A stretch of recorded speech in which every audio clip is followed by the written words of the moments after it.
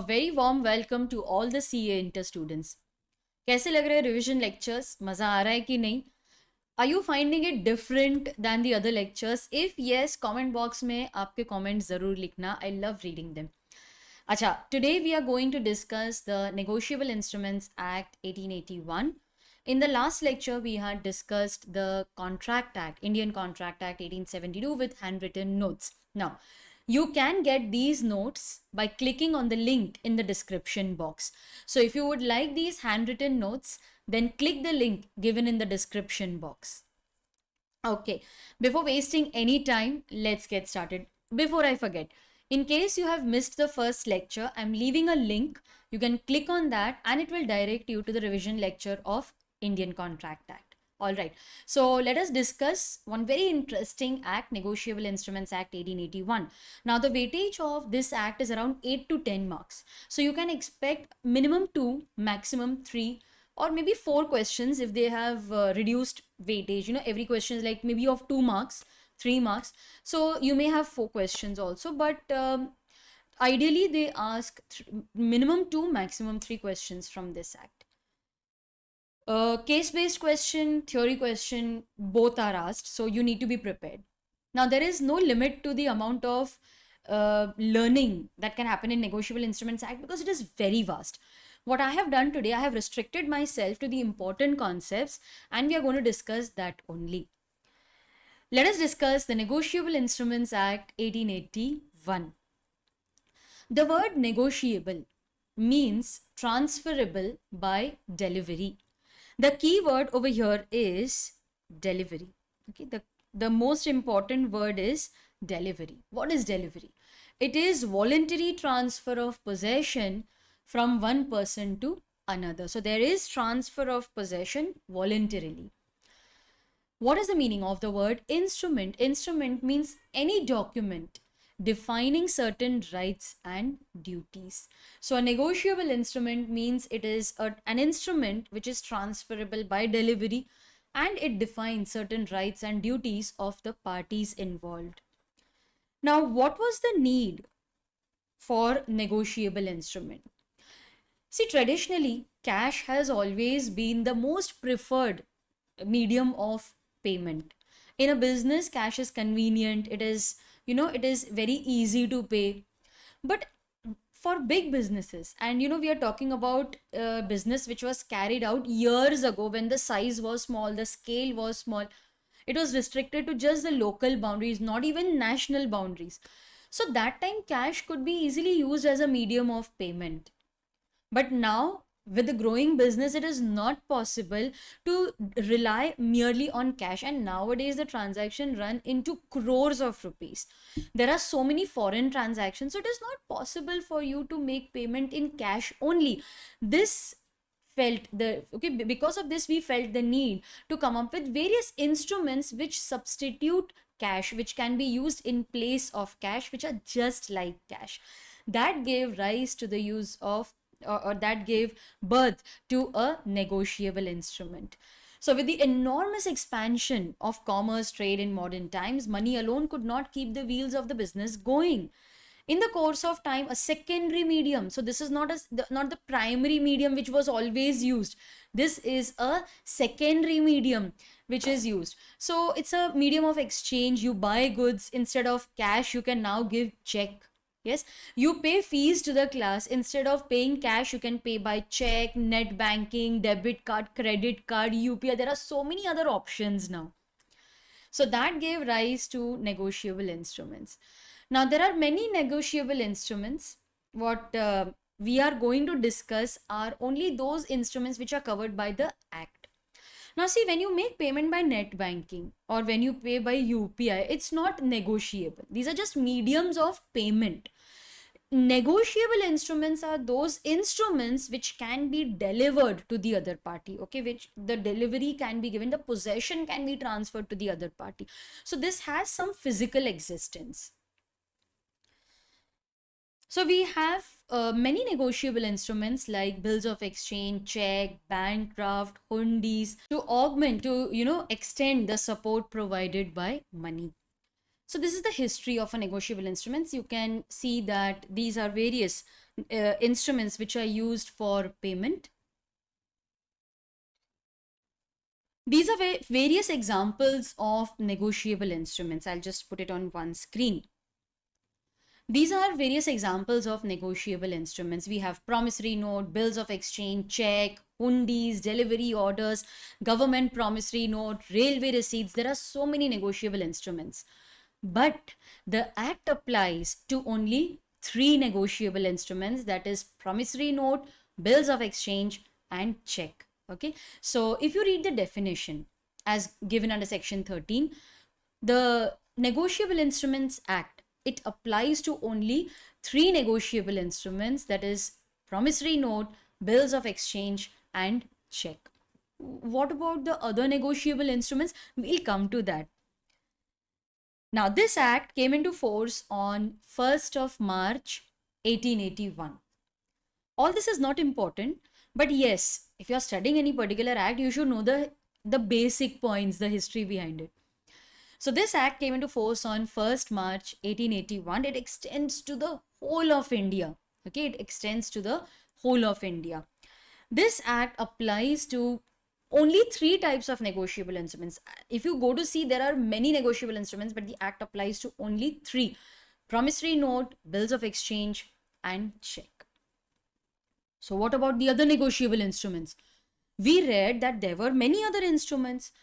Well, the act doesn't apply to them, but they are governed by local trade customs traditions. They are unwritten rules. Okay, these local customs, they are unwritten rules, but they have been followed in the business since many years. So now it has become a way of doing business.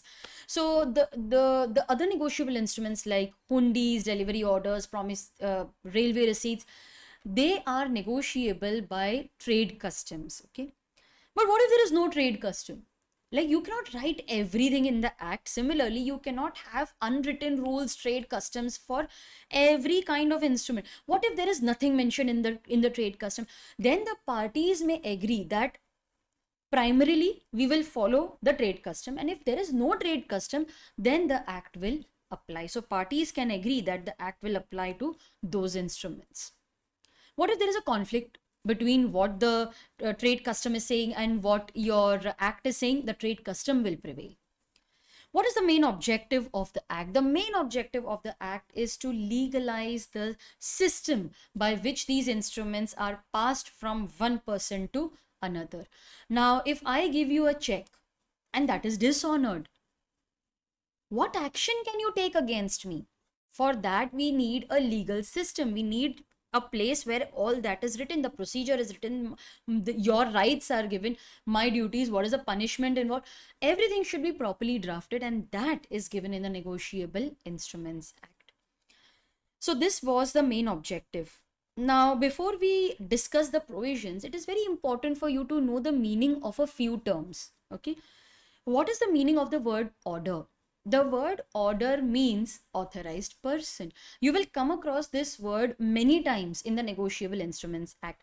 Now, the word negotiable means it is transferable by delivery. If I want to transfer the benefit to some person, I will have to authorize the person to receive benefit, right? Now, let's say, for example, you must have studied this in 12th standard. Let's say, for example, this is a bill of exchange. You must have studied endorsement. Yes, so endorsement is a way of transferring, okay, it is a way of transferring the benefit to the other person. So how will you inform the world who has been authorized by you? To whom are you transferring the benefit? So that person is nothing but order. We will write his name either on the front or generally on the back of the instrument. We'll say pay X or order. Now, this word order means that the money should be paid either to X or anyone authorized by X. This is a word of negotiability. This shows, it hints that the instrument can be transferred from one person to another. So, if in your instrument you see the word order, then you should understand that this instrument is negotiable, because you are saying benefit can be given either to X or anyone authorized by him. X, you don't want the benefit, you ask someone else, Okay, you pass on that benefit to someone. So this process can continue till the maturity of the instrument. So order means an authorized person. How will you authorize that person? See students, this is a very logical flow which I have written over here. This will help you to frame the answers in exam. So when you start writing the answers, if you have my notes, you can convert these pointers into sentences. See, it is very easy. Order means authorized person. We will authorize that person by endorsement and delivery. What is the meaning of endorsement? Endorsement, how is it done? The name is mentioned or it is otherwise indicated with reasonable certainty. Either write the name of the person, but if you don't know the name, you know the company where he works and you know his position, then say the managing director of this company, or the person who stays, and you write the complete address, indicate to whom the payment is to be made, and then deliver that instrument to the other person. Delivery is most important because that is the meaning of the word negotiable. It is transferable by delivery. So only when there is delivery, negotiation is complete. Okay, what if I endorse the instrument and I keep it with myself, I don't deliver it to you? That is not negotiation. Negotiation is not complete. It is complete only upon delivery of the instrument. Okay, so how do you endorse it? By writing his name or indicating it with reasonable certainty and delivering the instrument to the other person. Then he can continue and deliver, either take the benefit himself or deliver it to some other person. This process is nothing but negotiation. So this is an order instrument. Pay to the order of John Smith. Now who is authorizing, who is making this instrument? It is Jane Doe. So Jane Doe is saying that pay the money either to John Smith or anyone authorized by him. Order doesn't mean that the money will be paid only to authorized person. Order means that money will be given either to the person named in the instrument or anyone authorized by him. So if you already know these terms, then money should be paid either to payee. Payee is always a receiver of benefit, or the authorized person. Then we also need to know the meaning of the word bearer. And I always tell my students that it is easy to understand this concept if you are aware of bearer check. Okay, have you seen a bearer check? No? Then ask your dad to show you one. Okay, ask him to show you a bearer check. Now, the word bearer means that money should be paid to the holder of the instrument. Okay, money should be paid to the holder of the instrument. He may or may not be the owner. We may or may not want him to receive the payment, but bearer means anyone who bears the instrument, anyone who brings the instrument. I will pay money to him. Like this is a bearer check. Okay, can you see the check? Now pay Sabyasachi or bearer. Okay, so the word or bearer over here, the word or bearer has not been struck. It means that we want the payment to be made either to this person or anyone who brings the check. So let's say that this check was given to Y, then Y gave it to Z. You need not write anything over here. You need not endorse, because a bearer check can be negotiated by delivery only. So let me add that for you. The bearer instrument can be negotiated by mere delivery.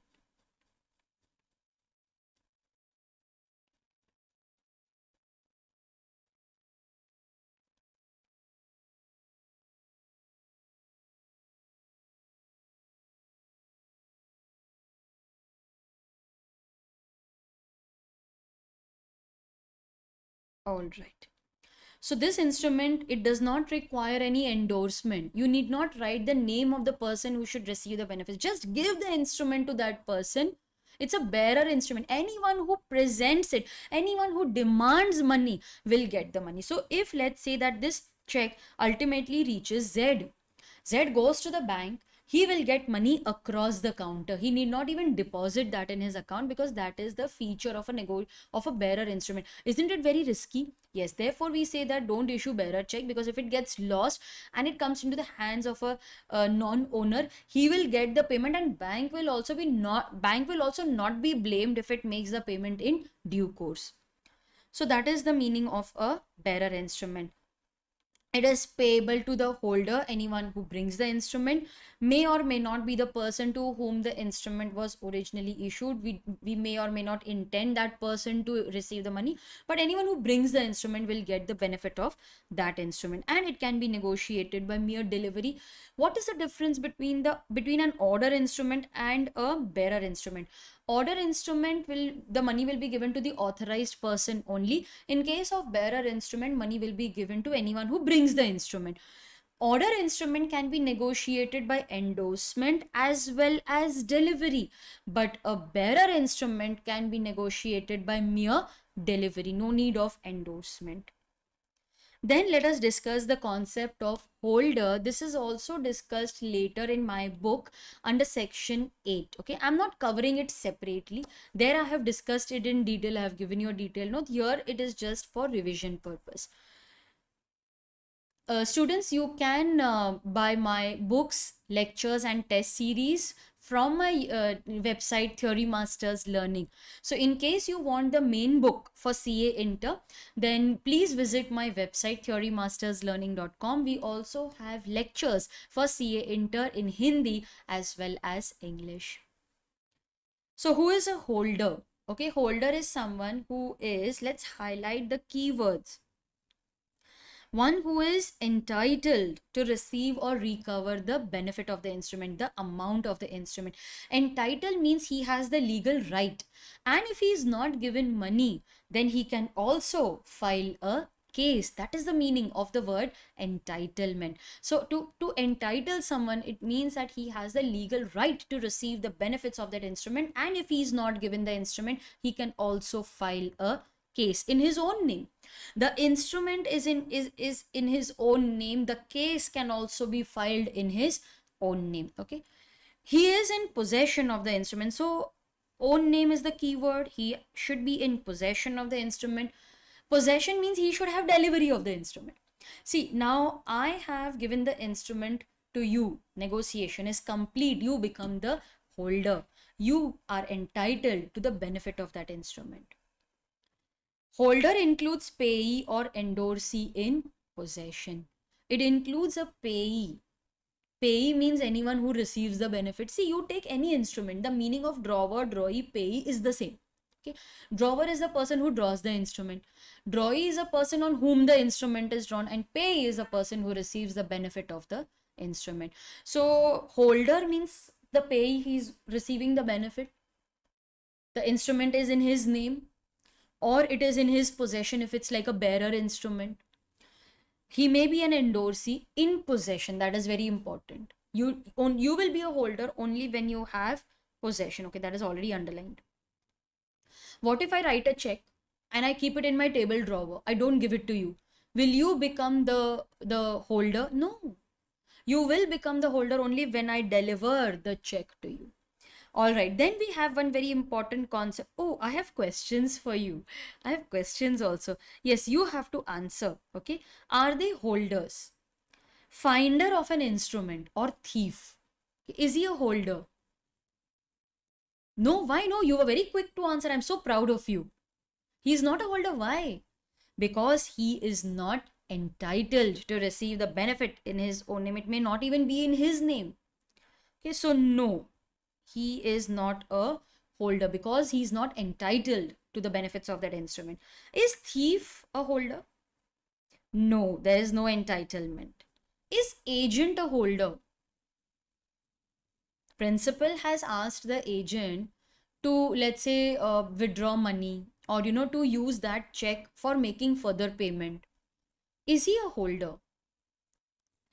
No, even in this case, he is not the holder because he cannot file a case in his own name.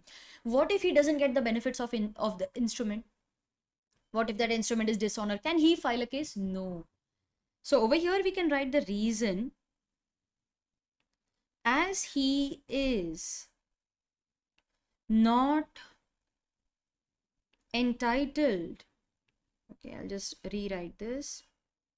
As he is not entitled to sue in his own name. Please highlight this, students, because it is asked. Okay, I'll just highlight it. It is asked in case based questions. Small question, maybe 1 or 2 mark question is generally asked on that point. Then we have one very important concept, holder in due course, section 9. We are going to study the privileges also later. Now, who is a holder in due course? Let's understand this with the help of an example. X is the drawer of a blank check. Let me assume that he is an employee. Okay. So X is an employee and he issues a blank check to Y. He tells Y that I'm going out of station. You may have to make the payment for electricity, or you'll have to make the rent payment. So I don't remember the exact amount, and I don't know what will be the bill. So whatever is the amount, you pay it. He gives a blank check to his employee. Now employee is very smart. He writes his own name in the space provided for payee. So he says pay Y, writes his own name, fills the amount as 15,000. X has already signed it. It's a blank check. Doesn't mean that there's no signature. There will be signature, of course. And then Y endorses that check to Z. Z is the creditor of Y, to whom Y had to pay 15,000. So he endorses the check to Y. Okay, on the back of the check, he says pay Z or order, and Y signs it, gives the check to Z. Now Z obtains the check and he sees, okay, the check is issued in favor of Y. X has signed it. Amount is written. Anyways, I have to receive 15,000 from Y. Instead of cash, if he's giving me a check, it's okay. It is properly endorsed in my name. Y has also signed the instrument. Everything is proper. He keeps it. Next day, he goes to the bank, deposits the check, and the money is credited to his account. Now X comes to know, oh God, my bank has debited my account. They have made payment to Z, but I never intended to make payment to Z. He wants a refund of that money. He wants to recover money from Z. Now you have to tell me, students, can Z keep the money? Can he retain, or will he have to pay it back to X? In this case, Z has taken the check in good faith. He had no idea that Y has done this mischief. He has taken it in good faith for valuable consideration. See, anyways, he had to recover 15,000 from Y. So instead of money, he accepted that instrument. Anyways, he's a creditor. He has to receive. So yes, it is for valuable consideration. And he has received the instrument before maturity. What is the maturity of a check? It's 3 months. Okay, so if he has obtained payment and he has taken the instrument in good faith for consideration before maturity, he is known as a holder in due course. What is the benefit of holder in due course? Even though Y is not the owner, yes, see, he is not the owner of that money, Z will become the owner. This is the privilege given to a holder in due course. Yes. Now see, you remember studying in Sale of Goods Act that if seller is not the owner, buyer will not become the owner. So if Y is ideally not the owner, Z should also not become the owner. Yes or no? But in this case, if we don't allow Z to get ownership, okay, so let's assume a situation that if Y is not the owner, Z will also not become the owner. So Z will always be worried. Oh God, what if Y is not the owner? I will also not be the owner. Let me not accept a negotiable instrument. You pay cash only, yaar. How can I confirm that X has actually given the instrument to you? I don't know X. So in order to help negotiability, see, in negotiable instruments, you don't know your prior parties. You are just relying on the endorser, one who has given the instrument. What if there is some non-owner and you are always tensed whether I will get good ownership or not? If you're always worried, you will never accept a negotiable instrument. So in order to remove that, in order to have free negotiability, we say, Z, don't worry, we'll put you in an exceptional case. Okay, so can I say that holder in due course is an exception to the rule we studied, that no one can give a better title than he has? Just remember, there was a Latin phrase also. So this is an exception. even though transferor is not the owner, transferee will get good ownership rights. Yes, so in this case, Z can keep that money. But what about X? He never intended to pay money to Z. He can recover that money from Y. Okay, so in this case, Z will get the benefit of holder in due course. He is a holder in due course. Now this is a cross check. Okay, this was just for our reference. We'll discuss this later also. Okay. Next, let us discuss characteristics of a negotiable instruments. I'll just zoom in so that you can see it on the screen. All the characteristics are now visible. So in this case, what are the characteristics of a negotiable instrument? It is payable to order or bearer. These are the words of negotiability. We presume that nobody will give you the instrument for free. It's that we have to make payment. So instead of cash, we are giving that instrument. So we assume that there is consideration. It must be in writing. It must be signed. Signature shows authentication. If there's no signature, then it will not be a valid instrument. It has to be in writing, because only then you can endorse it. How will you endorse an oral instrument? Can I tell you, no, I have received a check from my organization, I am now endorsing it to you? Is oral endorsement possible? No. So it has to be in writing, and it is freely transferable. It is freely transferable from one person to another. Now take the example of bearer check. Did you face any problem in endorsing a bearer check? No, just hand over the instrument and the ownership is transferred. The title of transferee is free from all the defects. Can I say that this is talking about holder in due course? Yes, even if title of transferor is defective, transferee need not worry, he will get a good title. Now this is the note on these are my notes on promissory note. Okay, let us now discuss all these instruments in detail. The first instrument is a promissory note. I'll just zoom in. Okay, now how is a promissory note defined? I have divided the definition into small parts, okay, because it is not possible to remember the entire definition. So let us break it into parts and then study. It is an instrument not being a banknote or currency note.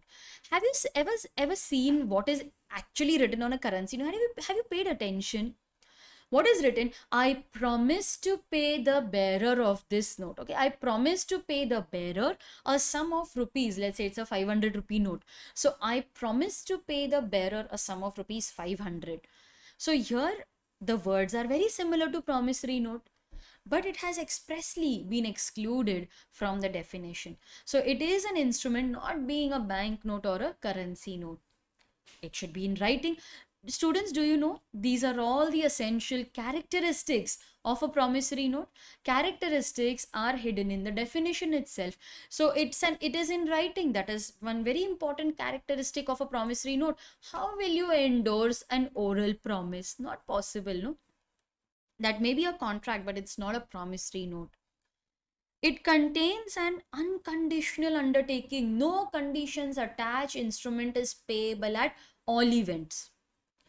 Signed by the maker because signature shows authentication. Otherwise, it will be an inchoate. It means it will be an incomplete instrument. Maker, why maker? Because there are two parties in a promissory note. We have the maker and the promissory. Maker is the person who makes the promissory note. Whenever we refer to promissory note, you will always say makes a promissory note. Bills of exchange will be to draw. Check is also we draw. But promissory note we make. And the other person is payee, who is the creditor, who is entitled to receive the benefit of that instrument. So it is signed by the maker to pay a certain sum of money. Amount must be certain. If the amount is uncertain, then it's not a promissory note. Only two. Oh, this is actually an error in the definition. Pay money only to X. So it means that money is to be paid to X only and no other person. You are actually taking away negotiability. But For the time being, we'll ignore this error. I don't want to discuss this in detail. I have discussed all that in my video lectures. But here, I think for exam purpose, we need not pay so much attention to those words, okay? So there is an error in the definition, but that's how it is. Pay certain sum of money only to or to the order of. Yeah, these are the words of negotiability. But if you say pay money only to X, you're actually taking away the feature of negotiability. But there are many other elements which show that even then it is a valid negotiable instrument. Pay to certain person, it means that the person must be certain, all the parties of the promissory note must be certain, clear. You cannot promise to pay money to yourself, and it may be either payable to the bearer of the instrument. Do you know, students, that the last part of the definition, money payable to bearer, has actually become redundant after the RBI Act 1934. Now, what is the meaning of redundant? It means that it is no longer valid because you cannot issue a promissory note payable to bearer. It is very similar to money. Now, one fine day, Mukesh Ambani wrote on a blank page, I promise to pay the bearer 10,000 rupees. Okay. Now, Mukesh Ambani is promising, it means there is very little chance of, there is in fact no chance of default. Well, congratulations. Today we have issued a 10,000 rupee note. So if he says, I promise, okay, if he makes a promissory note and says, I promise to pay the bearer a sum of rupees 10,000, don't you think that these words are very similar to what is written in the currency note? You and I cannot issue currency note. Only RBI or the central government has the authority to issue more currency note. So any promissory note payable to bearer, primary party, that's not a valid promissory note. I don't know why they have not changed the definition, but after RBI at 1934, this part has become redundant, okay? So that is section 31 of the RBI Act 1934. This part has become redundant. Now you must be wondering, ma'am, why haven't they deleted? Maybe they have not yet realized, that this we need to amend these definitions. Okay. Next, let us go through the essential characteristics. Okay, what I'm doing is trying to fit this on one. Yes, you can see the entire note now. Students, in case you wish to access these notes, link is in the description box. What are the characteristics? As I already explained that the definition covers all the characteristics, so it should be in writing. There must be an express promise to pay and not merely an acknowledgement. I know I need to pay money to you. You have to show that you are promising to pay. I promise to pay X 5,000 rupees for the value received. Actually, the word promise is also not legally required, but you should have some intention to promise, that you will pay that person and not just acknowledge, yeah, I know I need to pay. Then it must be signed by the maker because signature shows authentication. If the instrument is not signed, it's an inchoate, it's an incomplete instrument, not valid. Signature can be on any part of the instrument. This is very important. It should be a definite and unconditional promise. Instrument should be payable at all times. It should not be contingent. I will pay provided I have enough money. I will pay if it rains. I will pay if you leave me enough money. So it should not be conditional. Yeah, but the only exception is death. I will pay you 5,000 rupees on death of X. Now over here, I know it is contingent, but the event is bound to happen. It will happen. We know event is bound to happen. Only the time is not known, but the event will happen. So that is an only exception, death. Practical questions, case-based questions are generally asked on that part. Then there must be a promise to pay a certain amount of money. Amount must be certain. Otherwise, how will you know for what amount negotiation is to be done? If I say I promise to pay 5,000 or 7,000, how will you know for what amount I should negotiate the instrument? So amount has to be certain, and it must be promised to pay money and money only and nothing in kind. So I can't tell you I promise to pay you 5,000 rupees and for the balance I'll give you a horse. How will you negotiate the horse further? So it must be a promise to pay money and money only. Parties must be certain, definite, and distinct. They must be different because you cannot promise to pay money to yourself. These are other points. Consideration need not be mentioned. Doesn't mean that you need not write the amount. You need not write the reason for which you are making payment. Just say, I promise to pay you 5,000 rupees after 2 months. That's enough. Undated instrument will be treated as if it is made on the date of delivery. The day I deliver the instrument to you, I promise and I sign it and I deliver. That is the day on which it is made. Proper stamping is required. Stamp must be the instrument must be stamped and you should sign across the stamp. That is another requirement. So that was about promissory note. There was a time when they would ask many questions on this, but of late I have seen that they're not asking many questions on promissory note. Next, we have bills of exchange, section 5. Now, what is a bill of exchange defined under section 5? Now, definition is given here. Okay. As per section 5, it's an instrument in writing, obviously. See, these are all characteristics of negotiable instrument. Containing an unconditional order. You're not requesting. It's an order, but politely. It's an unconditional order signed by the maker. Maker? They should have used the word drawer, but I think they have just copied and pasted the definition of promissory note. We don't call the person maker. We call him the drawer. Directing a certain person, that is drawee, to pay a certain sum of money, amount must be certain, only to, again, copied the definition, or to the order of a certain person, pay money to X or order, anyone authorized by him, or to the bearer of the instrument. Yes, we can have a bearer bills of exchange, but you cannot have a bill of exchange payable to bearer on demand. Okay, so bearer on demand, like, whenever you want money, I will pay it. That is again currency note. So you can have a time instrument payable to bearer, but you cannot have an instrument payable on demand and it is payable to bearer. So bearer on demand, these two words cannot come together. If you want a bearer bills of exchange, then specify the time, because it will be it will be treated as currency only for that period of time. But we cannot have a bearer promissory note. Okay, so this is just a pro forma of a bills of exchange. We have the drawer, drawee, and pay. I don't think I need to go through this again. Do you think? You have been studying this since 12th, so you know who is a drawer, drawee, and pay. All right, what are the characteristics of bills of exchange? So I have listed all the characteristics of bill of exchange. You can find these notes by clicking on the link given in the description box. Okay, characteristics of a bill of exchange. It must be in writing. See, everything is from the definition only. It should be in writing. It's an express order to pay. How do you write the instrument?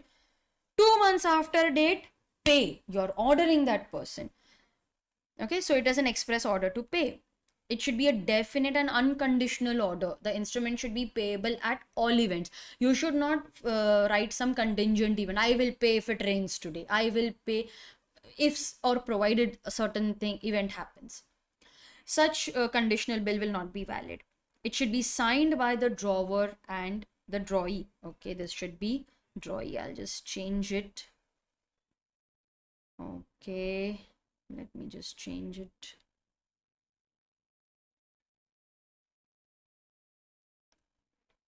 Okay.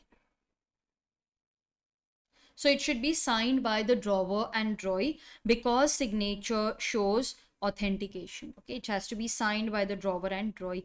Amount must be certain, persons must be certain, they must be properly mentioned in the instrument.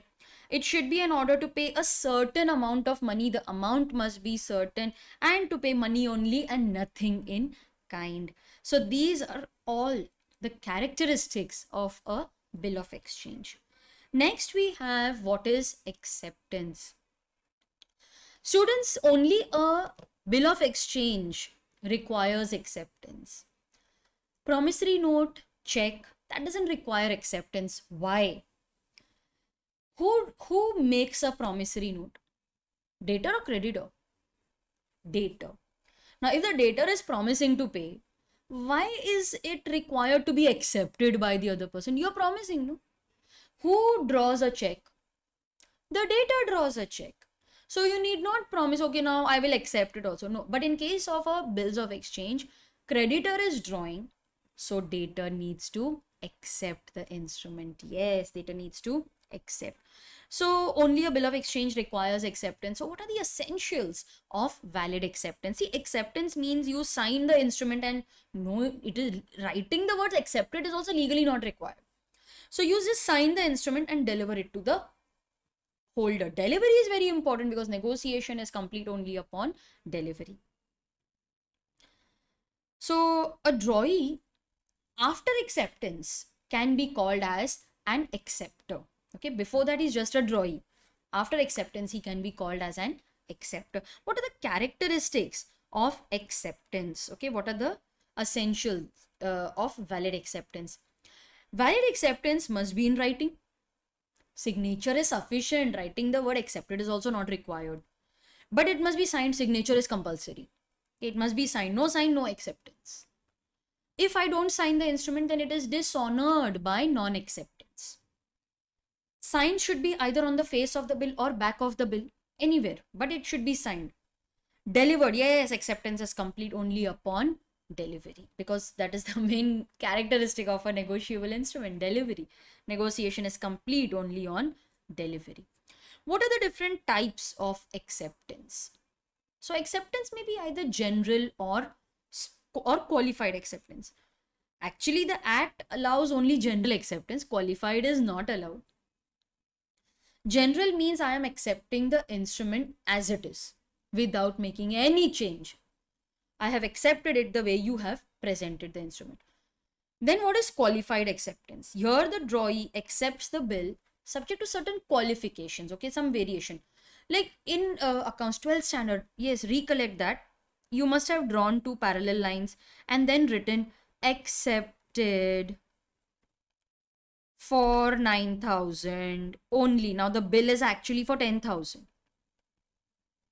But what do you write? I am accepting it for 9,000 only. This is a qualified acceptance. You change the amount, you change the date, you change the place. All this is qualified acceptance. Okay, so you cannot qualified acceptance is not valid. It's not binding actually. Holder can refuse to take qualified acceptance. He can say, no, no, no, the bill is of 10,000. You accept for 10,000 only. If the bill is not accepted in that manner, then we will consider it as dishonored by non-acceptance. One very important concept, okay, can be asked as a short note actually. Inland instrument and foreign instrument. What is an inland instrument? See, to be called as an inland instrument, it is compulsory that be it a promissory note, bill of exchange, or check, it has to be drawn or made in India. See, the word drawn will be used for bills of exchange, and check, the word made will be used for promissory note. So promissory note, bills of exchange, or check, it has to be drawn or made in India. I'll just zoom in a little. Yes, so this is inland instrument. So it has to be drawn, made in India. Actually, there are three conditions. First condition is it should be drawn or made in India. Then out of the remaining two conditions, any one condition should be in India, one can be outside India. Okay, I repeat, to be known as an inland instrument, three conditions are to be satisfied. One, that is, it has to be made or drawn in India, that is compulsory. It should be made or drawn in India. Out of the remaining two, any one should be in India, one can be outside India. So out of three, two should be in India, one can be outside India. Now let's see. Drawn or made in India, but it can be, and it is now payable in India. It is drawn upon a person who is resident outside India. Now sometimes students wonder, ma'am, what if the person is resident in India? Then of course it's an Indian inland instrument only, no? Drawn, payable upon a person in India, it's an inland instrument. So we are allowing out of these three conditions any one condition to be outside India. In the second scenario, made or drawn in India is compulsory. It is drawn upon a person resident in India, made payable outside India. So out of three conditions, two have to be in India. So let's say that a instrument is drawn or made in Goa. It is payable in Mumbai. Okay, it's made in Goa, payable in Mumbai. Upon a person who's resident outside India, we are not concerned.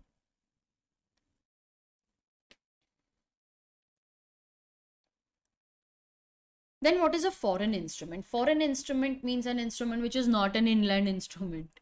Okay. Then let us discuss the concept of drawee in case of need. Okay. Let us discuss drawee in case of need. Over here, drawer is doubtful that this drawee may not pay money. So he tells the drawee to identify a person that in case original drawee defaults, I don't want to dishonor the instrument. Who will go for noting, protesting? My goodwill will be affected. So let's say that in case the instrument is not accepted, then we will go to the drawee in case of need. The person who is identified as drawee in case of need, his name is mentioned in the negotiable instrument. That in case this drawee does not honor the bill, go to that person. Okay, that person will be a drawee in case of need, means if required. So sometimes a party is mentioned, it is included in the instrument if desired by the drawer. His liability is contingent. Say, drawee in case of need may be required to pay only if the original drawee defaults. He makes payment in case of drawee's default. Okay, so instrument will not be considered dishonored unless it is dishonored by this person. So if the original drawee is not paying, okay, or he's not accepting, and this person is also not paying or not accepting, only then the instrument is dishonored. Otherwise, if the original drawee defaults, at least we have this person to fulfill his obligations. Then what is the concept of acceptance for honor? Can be asked as a short note. There are also essentials and rights, duties, liabilities, but I'm not discussing in detail because it's a very lengthy concept. Then you must have studied that. It's not very frequently asked in the exam. Even if it is asked, it will come as a short note. Theory question. Acceptance for honor. See, over here, the person who is acting as an acceptor for honor, his name is not written in the instrument. Now, that is the main difference between drawee in case of need and acceptor for honor. The name of drawee in case of need is mentioned in the instrument, but here its name is not mentioned. See, the drawer draws a bill on the drawee. Let me write this. It's clear now. The drawer has drawn the instrument in favor of the drawee. Now the drawee refuses to accept the bill, or we had presented it to him but he is not honoring it. Then in that case it is for better security, we had given it to him but he's not accepting it. So over here he is refusing to accept the instrument. We had presented for better security, he is not accepting that, he is not granting it. Then in that case, so see how I have marked. Okay, this is one because this is the first step. Then second, we can go to the acceptor for honor. So he accepts the bill to protect the honor of any party liable on the bill, can be the drawer or can be the endorser. If nothing is mentioned, then we will assume that you are trying to protect the honor of the drawer, because in case anything happens to the instrument, cases will be filed against prior party, but ultimately it will be filed against the drawer. So if nothing is given, we will assume that we are actually trying to protect the interest of the drawer. So here, if the drawee is not accepting the instrument, then we will ask someone else to accept to protect the honor of the drawer, because if the bill is dishonored, then the endorser or the drawer's honor, ijjat, that will be affected, because cases will then be filed, and we will all the parties will also feel what kind of a person business, what kind of a businessman he is, what kind of persons he is dealing in this case. The in case of drawee in case of need, the instrument is accepted by the drawee, it's only that he is not paying the money. But over here it is accepted not by the drawee but then by some other person to protect the honor of drawer or endorser. So that was all about check and various other concepts. So that was all about bills of exchange and all the concepts related to bill. Let us now discuss the concept of check. This is covered under section 6 of the Negotiable Instruments Act. Now, questions are not asked on the basic concepts. Okay? They are generally asked on some advanced concepts. So, but then we should know about it. Now, what is a check? This is a pro forma of check. We write name of the payee in the place given. Amount is written. Date, name of the bank is mentioned. In case of check, bank is always the drawee. Okay, always bank is always the drawee, and then drawer will sign it. Drawer here in this case is the debtor, and payee is the creditor to whom we are making payment. As per section 6 of the Negotiable Instruments Act 1881, check is defined as a bill of exchange. Very good. So it means that all the elements of bill of exchange, all the characteristics of bill of exchange are enjoyed by check also. Yes. So if it is a bill of exchange, it will have all the characteristics of a bill of exchange. So three parties, amount, you should pay it in money and money only. The persons must be certain. It is drawn upon a specified banker. Check is drawn on a banker. It means drawee is always the banker. Payable on demand. Check is the only instrument which is always payable on demand. Means, see, I have given you a check. Does it mean that you have received the money? You will have to deposit the check. Your bank will demand the money from my bank. Only then money will be credited in your account. Only then we will consider as if you are paid. So check is always payable on demand. You demand money, we will pay. It includes an electronic image of a truncated check. Yes, that truncation indication, it should be given on the check. CTC is written on the check. Okay. So, what is the meaning of truncation? See, earlier there was physical movement of check. So that would delay the time within which the money was credited in your account. Now, because of core banking, everything has become so simple, and because of the electronic background of these banks, there is no need to now send physical check for clearing. Okay, so what happens is that your bank sends the check to a clearing house. Clearing house verifies that the check is proper, the signature is tallying, the amount has been properly mentioned, there are sufficient funds, and they honor the check. So earlier the banks would physically send the check to clearing house, but now they only send a scanned electronic image of that check. So no need to send physical check. The clearing happens in a very short period of time.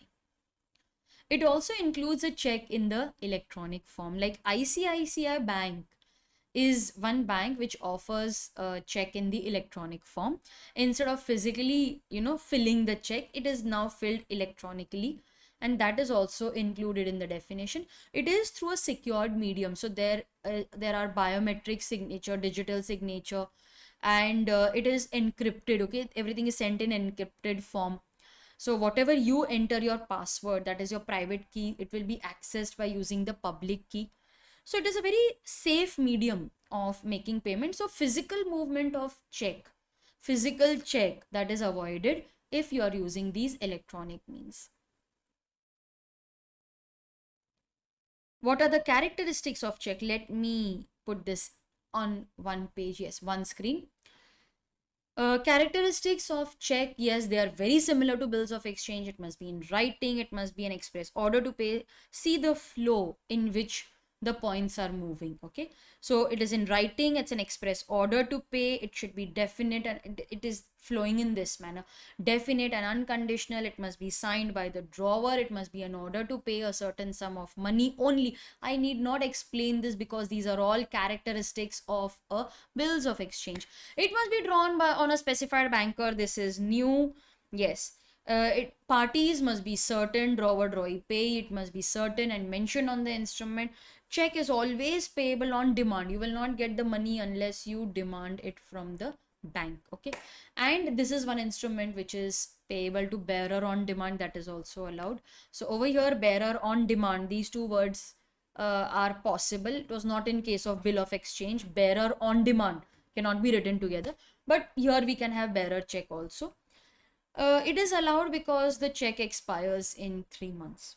It does not require acceptance. This is only bills of exchange requires acceptance. So these are the characteristics. Then let us discuss the types of check. You have a bearer check, which over here the words bearer, they are not struck off. Okay, you can still see the word bearer. Generally, if you want the money, you want to withdraw money, so you can write yourself and then sign it without cancelling the word bearer. You will get money across the counter. Very risky type of check, because if you lose it, anyone can receive money. It need not be the person in whose name the instrument is drawn. It not be the person to whom we intend to make payment. Order check, yes, order check over here. See, pay dash or order. See, it is written pay dash or order, means anyone authorized by him. Okay, so this is payable to or order. So over here, yes, CTS is written. See over here, CTS 2010. Yes, CTS, this is truncated check. CTS is written over here. See over here, CTS is written. This, yes. So if you are wondering what this means, then CTS, it is written over here, CTS 2010. It means check truncation system. Okay, it is check truncation system. That is the meaning of CTS, check truncation system. So check is this is over here, CTS is mentioned. This is an order check, and this is the pro forma of a cross check. In case of cross check, we draw two parallel transverse line, generally across the left hand top corner. It is an instruction to the bank that please don't pay the money across the counter. You will have to deposit the check and the money will be credited to the account of the payee or anyone authorized by the payee. So this is nothing but the meaning of the word crossing. So you have to go deposit the check, and that is how you will demand money. See, payable on demand means that no due date is mentioned. Whenever you go and demand money, it's like, I have a check. I can go anytime within those 3 months. I can go and demand the money. Please give me money. What is the meaning of on demand? Please give me money. So you can go and demand money either across the counter in case of bearer check, or it will be deposited in your account in case of a cross check. So what are the different types of crossing? We have two types of crossing: general crossing, special crossing. Now, in case of general crossing, you just draw two parallel transverse lines. You may or may not write any words between them. See, these words actually don't carry any meaning. There's no meaning attached to it. But these are just customary ways of writing. These are just way in which you write. There's no meaning attached to and company. Yes, but there is meaning attached to not negotiable crossing. We'll come to that later. So no name of the bank is not written. So you can deposit this check in any bank of your choice. But what is the meaning of a special crossing? Name of the bank is mentioned over here. It means that the check has to be deposited in that bank. Only if you don't have an account, then you will have to open an account and then deposit the money. It can be obtained through that particular banker only whose name is mentioned. So money can be obtained through that banker only. That is the use of special crossing. Then what is the meaning of not negotiable crossing? Let me zoom out a little. Yes, so this is a not negotiable crossing. I'll also show it to you. Not negotiable, does it mean that the instrument is not negotiable? No, the instrument is negotiable. It is transferable from one person to another. But in case of not negotiable crossing, it takes away the feature of negotiability, the main characteristic of negotiability, which is holder in due course. See, what is the use of holder in due course? Even if title of transferor is defective, transferee will get a good title. But that feature is not available in case of not negotiable crossing. In case of not negotiable crossing, if the title of transferor is defective, title of transferee will also become defective. That is the implication of not negotiable crossing. So what if not negotiable crossing instrument goes in the hands, it falls in the hands of a thief? He is not the owner. So subsequent holders, okay, subsequent holders, they will also not get good ownership title. So this is just to protect the interest of the owner. Okay, the true owner will get to enjoy the benefit of this not negotiable crossed instrument. This is generally not used because we don't want to stop the creation of a holder in due course. We want that people should be tension free. Even if the title of transferor is defective, don't worry, you will get a good title. We want to give that assurance to people. But sometimes we don't want the instrument to fall in the hands of a wrong person or a non-owner. That is why we go for not negotiable crossing. Like if you get a refund check, okay, a check for refund of income tax, so then they may have a not negotiable crossing on that check. I have seen it personally. Okay, so not negotiable crossing, this does not take away the feature of negotiability. Sorry, this does, I mistakenly combined these 2 points. This does not restrict further negotiability. It only takes away the feature of negotiability. This is nothing but it takes away the feature of holder in due course. So let me write that for you. It takes away the main feature, means holder in due course.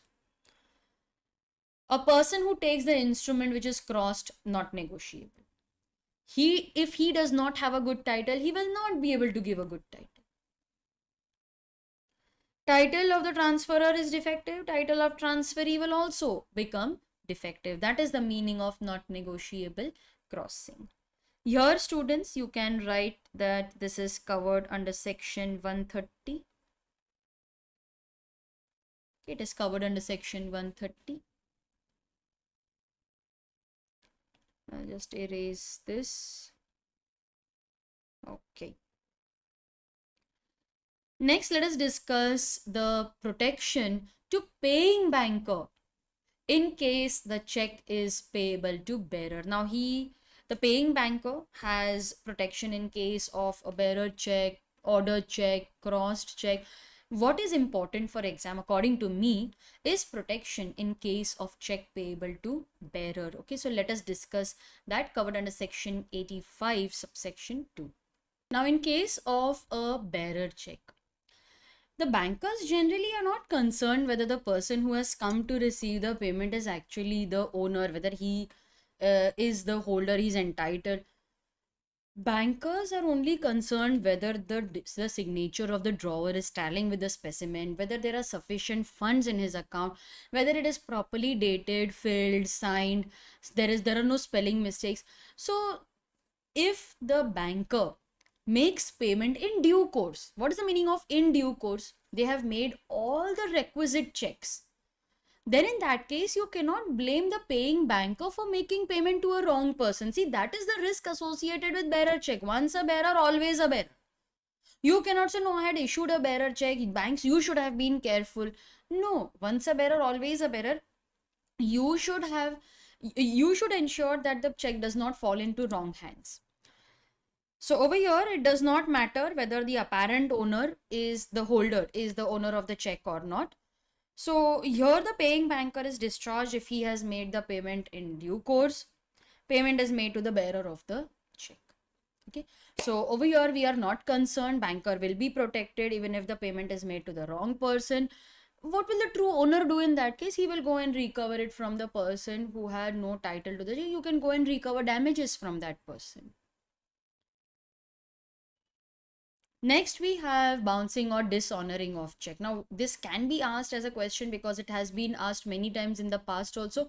What are the circumstances when a check will be dishonored? So, you have to memorize the list. That is why I have given it to you, because a question is asked on this part. What are the various reasons for dishonor? What are the circumstances when the bank must refuse to honor a customer's check? So the reasons for dishonor will include there are insufficient funds in his account. See, we are only concerned from the drawer's point of view now. Okay, so there are insufficient funds. He's presenting it after banking hours. The check is stale. Maturity has passed. It is a 3-month old check. It's a post dated check. Now, the check was dated 5th December. I deposited that on 5th October itself. Bank will not honor the check. It's an undated check. It's an incomplete instrument. Instrument will not be honored. These are the circumstances where the bank must refuse to honor a customer's check. Bank will not honor it. Let us go through the reasons. Stop payment. Okay, so you have requested for a stop payment. Maybe your check is misplaced. You want to stop the payment. So in that case, the bank will not honor the instrument. Garnishee order, that is a prohibiting order attaching the money in someone's account. So till the order prevails, the bank will not honor the check. Notice of death, insolvency, insanity of the customer is received. Now, let's say Mr. X died and the bank came to know about his death, and in half an hour's time, 2 checks drawn by X were presented to the bank. Don't you think bank will wonder, Mr. X has died, how come he signed these 2 checks? So they will not honor it. Once they are satisfied these are old checks, they were issued when he was alive, then they may honor the check, but prima facie they will not honor it. Loss of check, yes, notice of loss of check is received, so you will stop the payment. Material alteration not authenticated by the customer's signature. If you make some spelling mistake, like generally many I have seen make a mistake while writing the spelling of 100. Okay, so sometimes those alterations you can cancel and rewrite. Sometimes the bank says no, you have to issue a fresh check. So if you have cancelled and you have not signed it, bank will not honor your check. Customer signature is not tallying with the specimen signature. These are circumstances wherein the bill, when the check will not be honored. What if we have our check is bounced? Like I am the drawer, okay? I drew a check of 50,000 rupees. It bounced. There are insufficient funds in my account. That's my mistake.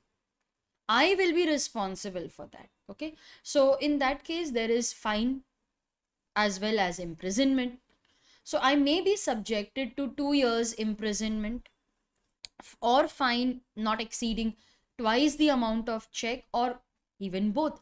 Generally, for small transactions, there is no imprisonment, but for repetitive dishonoring of check, then yes, there is imprisonment, or high value or fraudulent transaction, there is imprisonment. Otherwise, you are just subjected to fine. Cognizance of offense section 142(2). Yeah, this is important. The example which I have given is an authentic example. You can write this in exam. You can confidently write and explain this example, and the provisions will be understood automatically. So let us understand the provisions with the help of example. I'll discuss the example first and then we will read the provisions.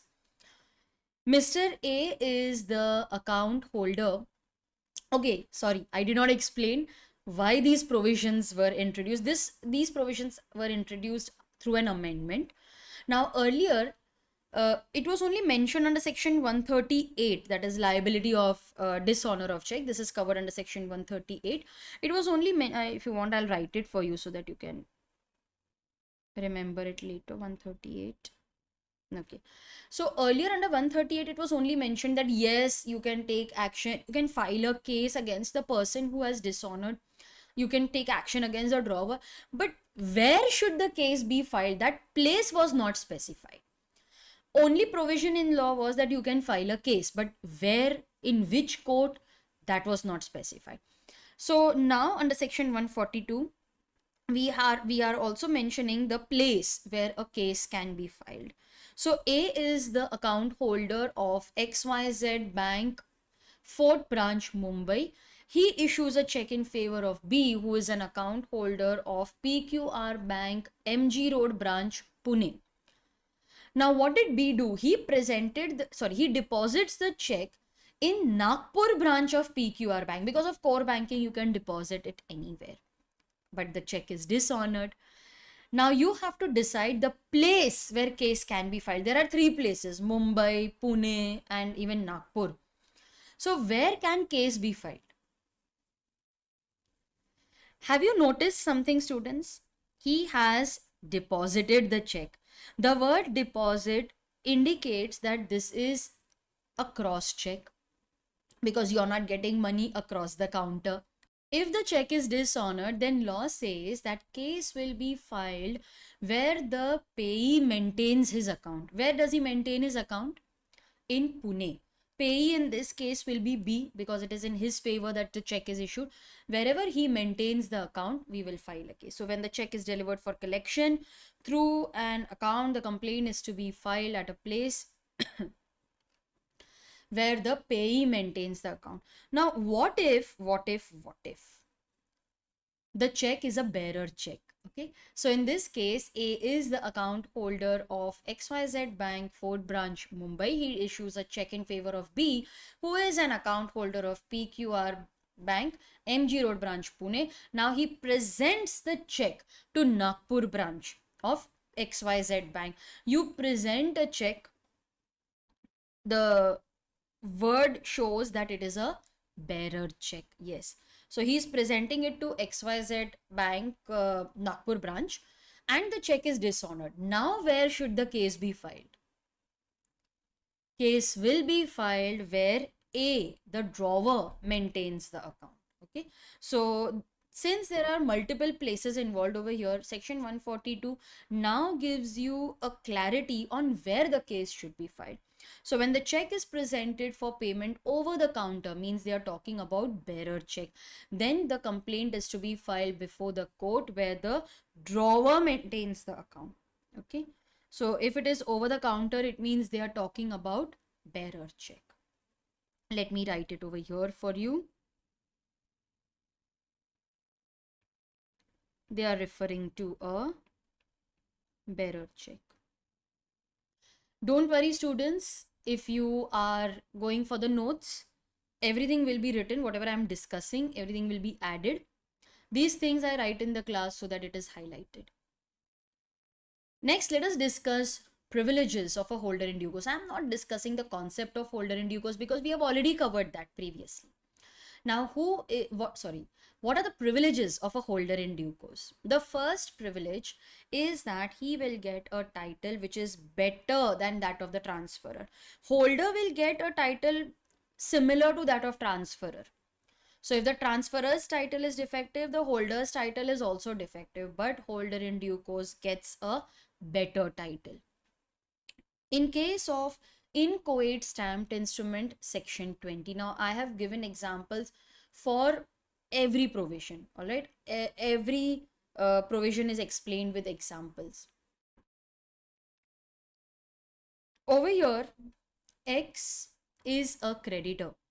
All right, X is a creditor.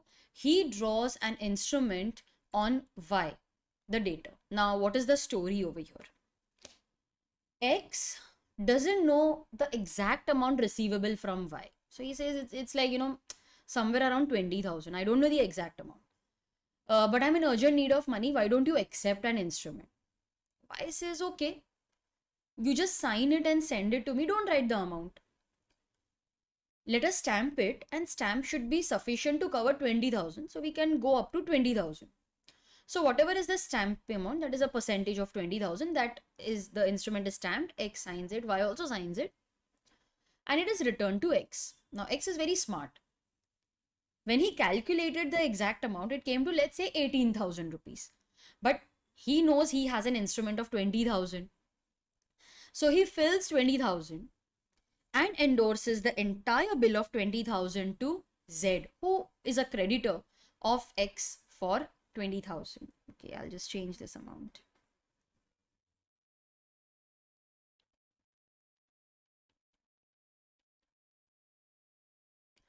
The exact amount recoverable from Y was only 18,000. So can I say that X was the owner of that bill, owner of bill, to the extent of 18,000? But he endorsed the bill and he wrote 20,000, and he endorsed the entire bill to Z, to whom he had to pay 20,000. Now Z had no reason to doubt. He saw that the instrument is properly filled. There is stamp to cover 20,000. It is signed. It is endorsed. He accepted it in good faith for value, anyways, had to receive the amount. He took it in good faith for value before maturity. He became a holder in due course. Okay, he became a holder in due course. Now, the question arises that Y is liable to pay only 18,000, but Z is claiming entire 20,000 from Y. Can the holder in due course claim the amount of the bill? Will he get 20,000? Yes, that is one privilege given to the holder in due course. Here, he will become the owner of 20,000. Oh, but poor Y. He has paid 20,000. He had to pay only 18,000. He can recover that money from X. Okay, so he can recover 2,000 from X. So inchoate means it's an incomplete instrument, but it is properly signed, stamped. Okay, it is properly signed, it is properly stamped. So you cannot fill an amount which is more than 20,000, but up to 20,000, yes, the instrument will be valid. Liability of prior parties. Now X drew a bill on Y, endorsed it to Z, Z to A to B. If the instrument is dishonored, B, the holder in due course, he can take action not only against A, but he can go to any or all prior parties. That is one privilege given to a holder in due course. That you can recover money not only from A, but also Z or X. Section 36. Then we have section 42, and one of the favorite sections of ICAI. They mostly ask questions on this. Fictitious bill. Now, fictitious word means imaginary. That person does not exist. Over here, fictitious bill means that the drawer and payee, they both are fictitious. So, yeah, drawer and pay, but the drawee is an actual person, real person. Now, fictitious bill means either the parties are fictitious, as I discussed, or I never intended to make payment to that person. Then also it is fictitious bill. Now, X drew a bill in the fictitious name of Z, the drawer. Okay, X issued a bill in the name, he drew a bill in the name of Z. Now, Z does not exist. He just imagined anyone's name and he just wrote it. It is accepted by Y. Y is an actual person. Now, why will drawee accept the bill when he doesn't know the drawer? Maybe he wanted to help X. So X said that you will not have to pay anything. Just sign it, and before the due date, I'll pay you the amount, and it's just on paper. You know, he's like fooling Y. So drawer Z is fictitious. Y accepted the instrument. He is an actual genuine person. Z then endorsed it to A. Now, Z is not an actual person. So, what is X doing? X is signing in his place, Z's place, and X is also signing in the place of the first endorser. And he just signs the instrument, gives it to A. Now, why will A accept it? Maybe A had to receive some money from X. Okay, X had to pay some money to A. X is not paying. So, X tells A that I have an instrument, I'll get it endorsed in your name. In businesses, you feel that okay यार किधर से भी payment आ रहा है आने दो. Money is more important, doesn't matter who pays it. I know why the drawee, he's a genuine person, he'll pay money. So A then endorses it to B, B presents it to Y. Y starts laughing. Ha ha ha, this is a fictitious bill, I'm not liable to pay. Law says B is entitled to receive the money because he is a holder in due course, they have privilege. Even if the drawer, the payee, they were fictitious, drawee is a genuine person. You cannot deny your responsibility, you cannot deny your liability towards a holder in due course. Then we have instrument without consideration, section 43. X draws a bill on Y without consideration. They are all helping each other like an accommodation bill. X drew a bill on Y without consideration, endorsed it to Z without consideration. Z endorsed it to A for consideration, A to B for consideration. Bill is dishonored. Y fails to pay. B can sue any prior party. Doesn't matter if there is no consideration between X, Y, and Z. Normally, no consideration, no contract, but holder in due course will get privileges. Okay, so B, he is the holder in due course. He can sue any prior party.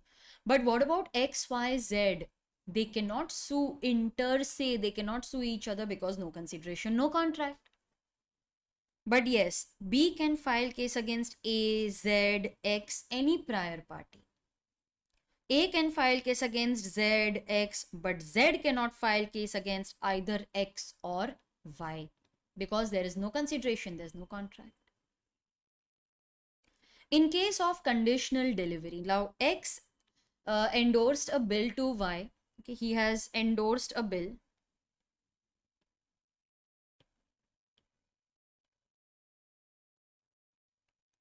Endorsed a bill to Y as security and Y gave loan.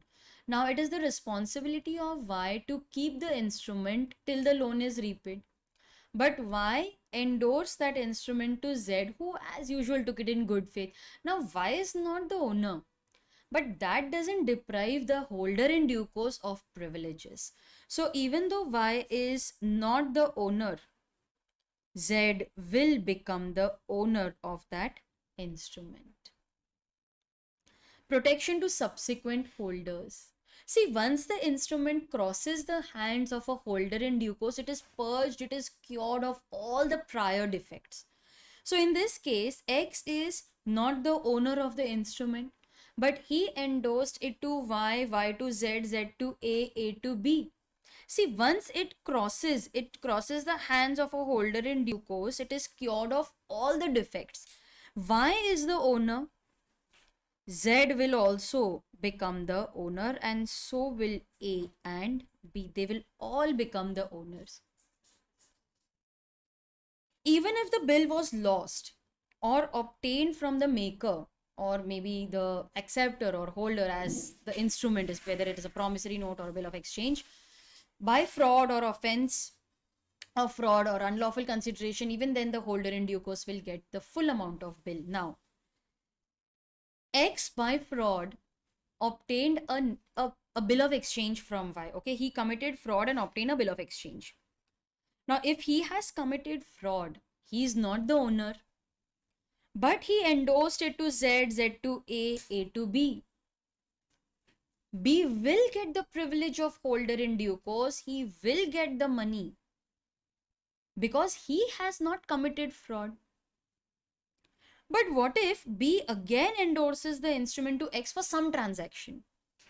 X will not become the holder in due course because he himself is a party to the fraud. So I repeat, B, he is not a party to the fraud, he is a holder in due course. X, he is not a holder in due course even though the instrument is with him because he himself is a party to that fraud. Section 120. Maker of the note, drawer of a bill or check, the acceptor cannot deny the validity of the instrument if the case is filed by a holder in due course for recovery of the amount. Now, this is actually a question which I have converted into an example. It's an exam question. X drew a bill on Y for the purpose of getting it discounted. He said that I am in need of money. You accept a bill, I will get it discounted. Now, but he could not discount it due to some reason. So he went to Y and said, see, I have not discounted the bill. I am tearing it. Okay. He tore the bill into two pieces. He went to Y and he told Y that I am not discounting it. Y tore it into two pieces. Okay. He said, okay, you are not discounting it. Then in fact, it means I need not pay. He said, no, I wanted to discount, but then I've changed my mind. So Y tore the bill and he threw it on the road. X, now he thought, let me keep it. He took those two pieces, pasted the center, folded it as if he is trying to hide that what should I say, the glue. Okay, to hide that, he just folded it and he put it in circulation. He endorsed it to Z, who is a holder in due course. Will Z get a good title? Now, Z went to Y and he presented the instrument to Y. Y said, but I had torn the bill. Why should I pay? Can he deny his responsibility to the holder in due course? Can he deny the payment? No.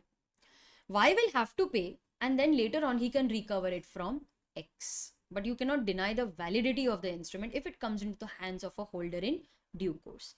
The last privilege is section 121. Maker of a note, acceptor of a bill, they cannot deny the payee's capacity. You cannot say that payee is a minor. Payee is insolvent person. See, even though the person is a minor, the payee is a minor, they are all receiver of benefits, and minor can be the receiver of benefit. Insolvent can be the receiver of benefit, and if you have received the benefit, you can also endorse the benefit. Minor cannot be drawer. Insolvent cannot draw. They cannot, minor cannot be drawer. Insolvent cannot draw. They cannot even be drawee, someone who has to pay. But nothing stops them from being a payee, you know. Who is a payee? He's the receiver of benefit. I don't think there should be any harm in them being a payee. So you cannot deny payee's capacity at the date of the note. So X endorsed a bill of exchange to a minor.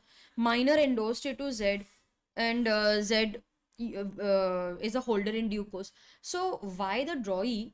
He cannot deny the validity of the bill. You cannot deny payee's capacity to endorse, because even though he's a minor, even though he's an unsound person, they can endorse. Next, we have capacity and authority. So those were the privileges of a holder in due course. Many students, they face problem in that part. So that is why I have covered everything with the help of examples. Even my video lecture students, they cover every provision with wonderful examples. Everything is in animated form. You will be surprised to know that law can be taught in that manner. So we have presentations and such charts for every unit. So capacity and authority of a person or a party to be a party to the negotiable instruments. Now, what is the meaning of the word capacity? Capacity means who is capable of being a party to the negotiable instrument. Like, who can be the drawer, drawee, payee? Person who is competent to contract is capable of being a party to the instrument. What about minor? Because everywhere we are only concerned about minor, that is section 26. What about minor? See, minor, yes, he can draw, he can endorse, but ma'am, you said that he cannot draw, you cannot, yeah, but then in that case, you can be the receiver of benefit. Let me finish it. You can draw, but you will make the other parties liable and not yourself, because agreement with minor is void. Are you getting me? So that cannot be denied. Minor cannot draw because any agreement with minor is void. But even if he is drawing, okay, his guardian is drawing or he is drawing, you will bind all the other parties except yourself. So he can draw, endorse, deliver, negotiate instruments. All other parties are liable except the minor. Okay.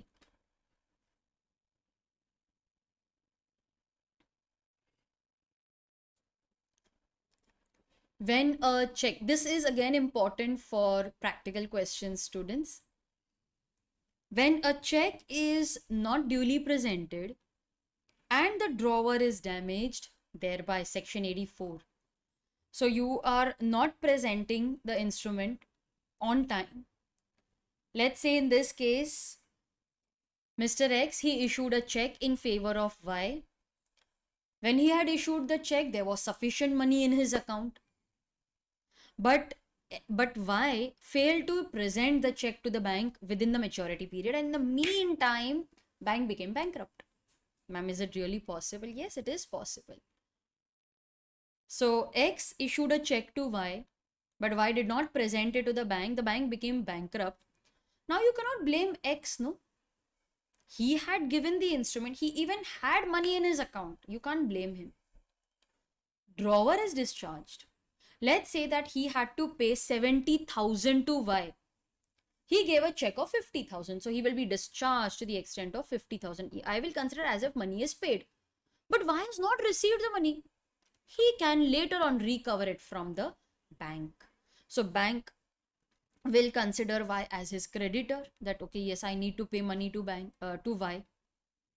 So that is section 84, a very simple and small section, but can be asked in case based questions. Next we have material alteration, can be asked as a case study based question. I don't think they will ask a theory question on it. Material alteration. Now what is the meaning of the word material? Material means important and alteration means change. So I am making some very important change which will affect the rights, liabilities, duties of the parties to the instrument. So when is the alteration material? Alteration is material if it either alters or attempts to alter the character of the instrument. Like say for example, the instrument was for 1000 rupees, I changed the amount to 10,000. The instrument was payable in Mumbai, I changed it to Navi Mumbai. The instrument was payable 1 month after date, I changed it to 4 months after date.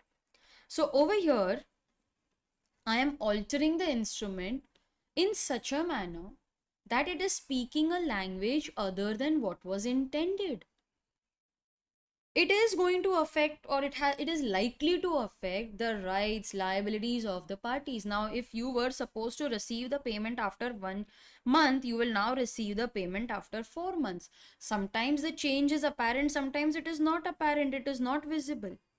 What is the effect of material alteration?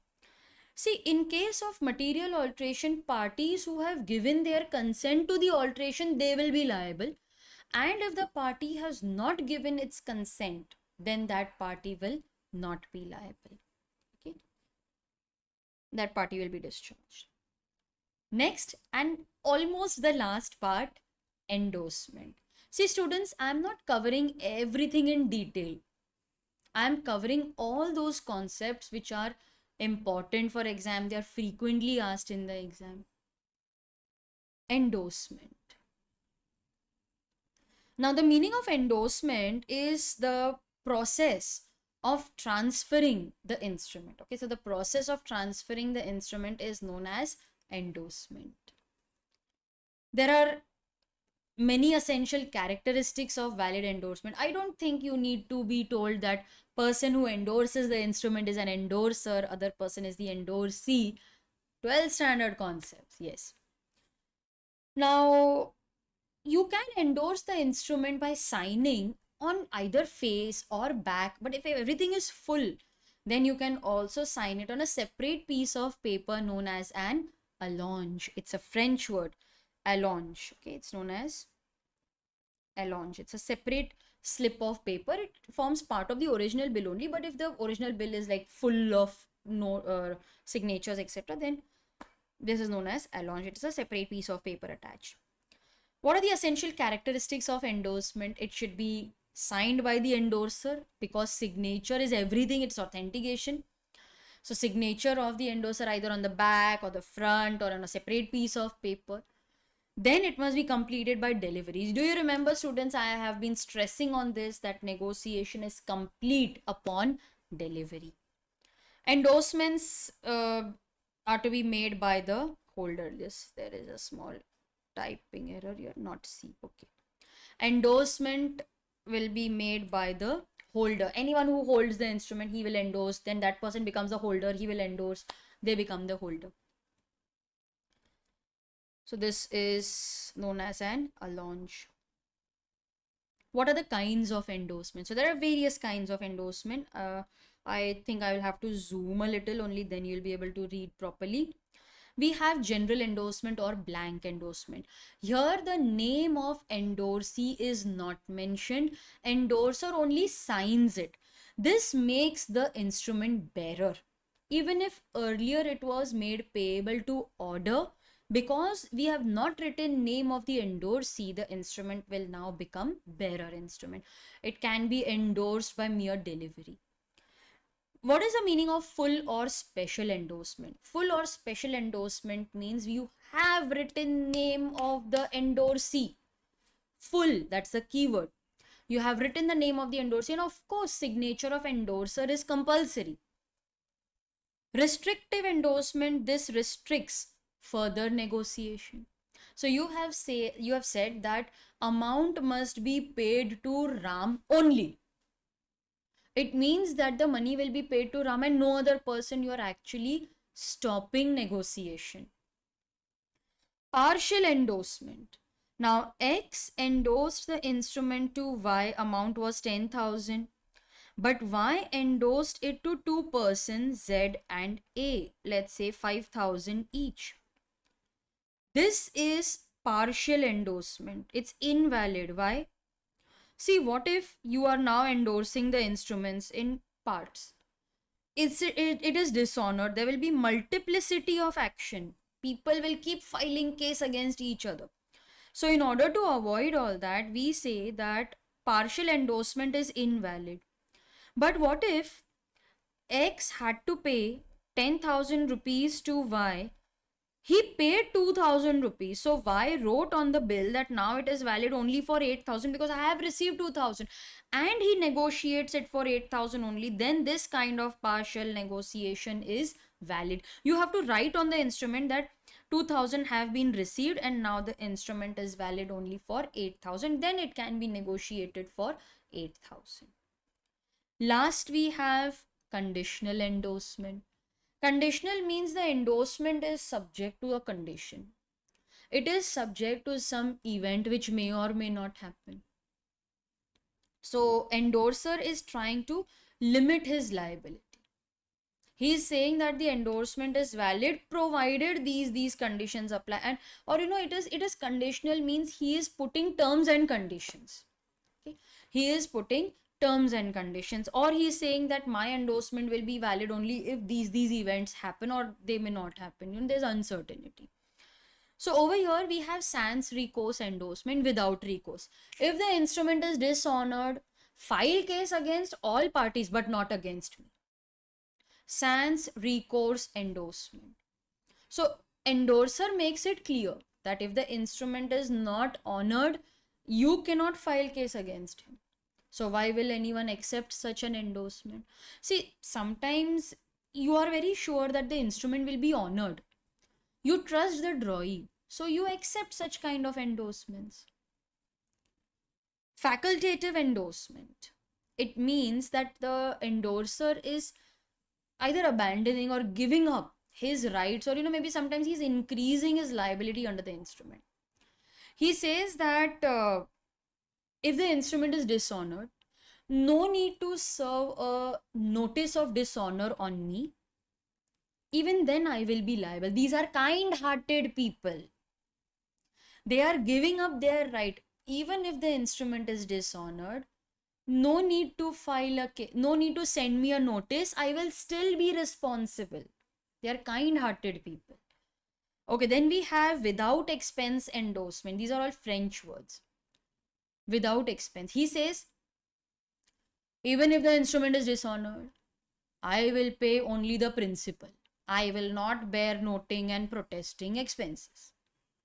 So in this case, he is endorsing the instrument in such a manner that no expense should be incurred on account of the bill. It means that I will not pay noting protesting. I will pay only the principal amount. So that is the meaning of without expense. Then we have the last concept, negotiation back. A endorsed the instrument to B, B to C, C to D, D to E, E to F, F again to B, and the instrument is dishonored. Oops. Now B is the holder. He can sue all prior parties. So what if he files case first against F, then against E, then against D, against C? Oh, finally the case will be filed against B. Now he started filing the case and case is filed against him. This is forming a circuit. It is circuitry of action. Law says, B, is it of any use? You're filing case against all these parties and ultimately they are filing case against you. So you will now file a case directly against A. The holder can enforce the payment against the immediate party. In my example, A, to whom he was previously not liable. But what if, let me ask and see if you remember this. What if B had endorsed the instrument sans recourse, that is without recourse? Then what will happen? Then in that case, let me erase this. Okay, then in that case, what do you remember, students? We had also discussed this in class, right? So what if he has endorsed the instrument sans recourse? Then B will file case against F, F against E, E against D, D against C. C will not file case against B because it is sans recourse. He will file case directly against A. There is no circuitry of action. There's no circuit formed. In this case, if it is a sans recourse endorsement, then B can sue either F, E, D, C, or A. And we have finally come to an end of all the important concepts. All these questions are asked in the exam. I have covered everything which is important for exam. Okay, so all these are important for exam. If you want these notes, then you can click the link in the description box. And yes, please don't ask me, are these sufficient for exam? Can we study only this? I don't know, I'm not setting the paper, but I try my best to simplify the provisions for you so that you have confidence when you write the exam. Study well, students. Please don't ask professors, is it okay if we study only this much? We can only help you, guide you, and predict that these questions will be asked in the exam. But ultimately, the questions are asked by ICAI only, and we don't have the paper with us. Okay. So, on the basis of my past experience, and generally, it has happened that we have been teaching since so many years that we know what kind of questions are asked or what have been asked, what is the trend. So on the basis of that, I have put everything in these revision notes. Study them, and I'm very confident that you will be able to remember these provisions in the exam. What is important are the head points. You can write the matter in your own words. So what I have tried to do is mention all the head points over here. So these are all your last minute revision notes. Study only this before the exam, and the entire syllabus will be revised in what, like, I think in half an hour you will revise everything. Then the detailing part can be done at ease. You know, you need not panic at the time of exam that I have not finished this part, I have not covered that. At least just go through these notes one day before the exam. So if you have liked this video and if you have liked my effort, then do like and share this video with your friends and subscribe to your channel, Theory Masters Learning, and also visit my website theorymasterslearning.com for books, lectures, and test series. Students, there is a special book for CA Inter students, that is the CA Law Compiler. It has all exam questions, study material questions, MTP, RTP questions arranged unit wise, and there is currently a discount going on that book. So do check that on the website theorymasterslearning.com. Link is in the description box. Next, after you go through this, study the act on your own and also solve the paper which I am going to upload. You can access the paper on my website or on my Telegram channel, and then after appearing for that, check the solution with me with marking scheme. So I'll see you in the next video where we will discuss the test answers. Okay, solution for the paper on Negotiable Instruments Act.